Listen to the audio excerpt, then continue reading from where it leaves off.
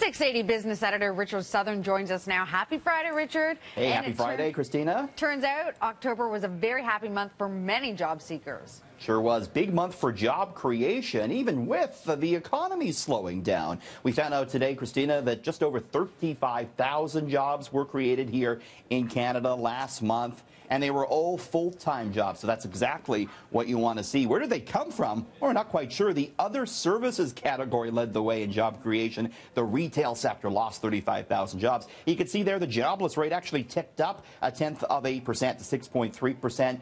representing the fact that more people went out looking for work. Over the past year, more than 310,000 jobs have been created. End result here today was the Canadian dollar moving higher.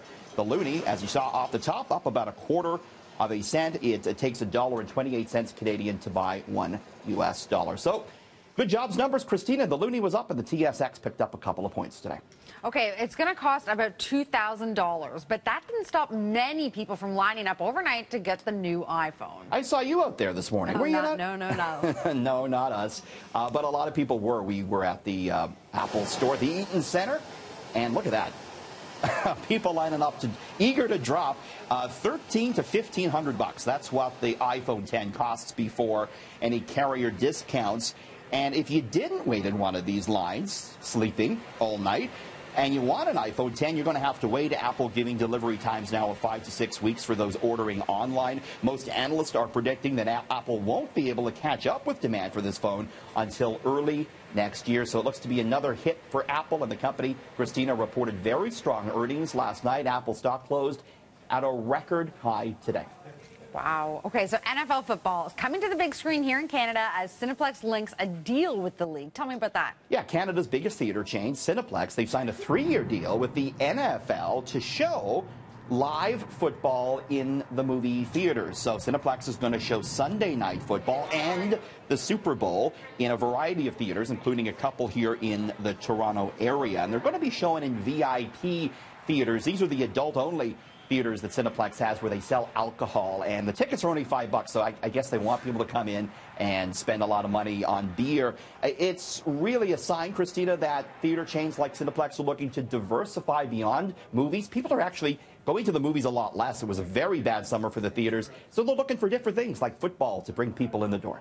I'm not sure if that's going to do it, but worth the effort. A Twitter employee who was planning to leave the company went out with a blaze of glory last night, briefly deleting Donald Trump's account. Now, Richard, you're looking at what workplace experts say you should and shouldn't do on your final day on the job. The 680 newsroom went berserk for a brief moment last night. We said, Donald Trump deleted his Twitter. What's going on? But yeah, it turned out it was this rogue employee. So that's probably what you don't want to do. But let's take a look at things you should do if you are leaving a job on the last day. Workplace experts say maybe craft a thoughtful farewell email and send it from your personal address, Christina, if people want to contact you. Make sure you wipe your personal info off the computer that you're using. Do keep your contacts, though. Make sure to collect those. You might want to think about bringing your colleagues or the interns out for lunch. You got to remember that maybe one day they'll be on the hiring committee for your dream job.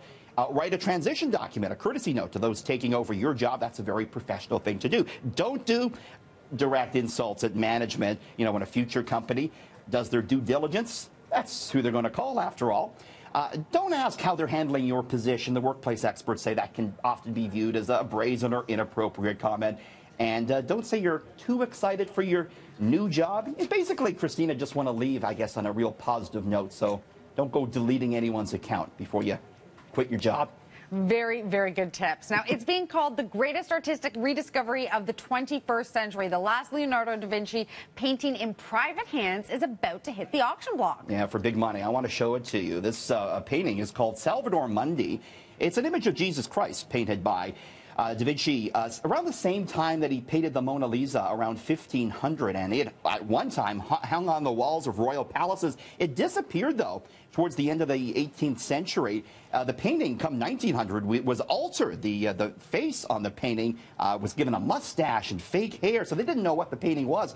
As a result, in 1958, it was sold for just $60 at auction, but it reappeared in 2005, and Christina, it is set to fetch as much as $100 million at auction.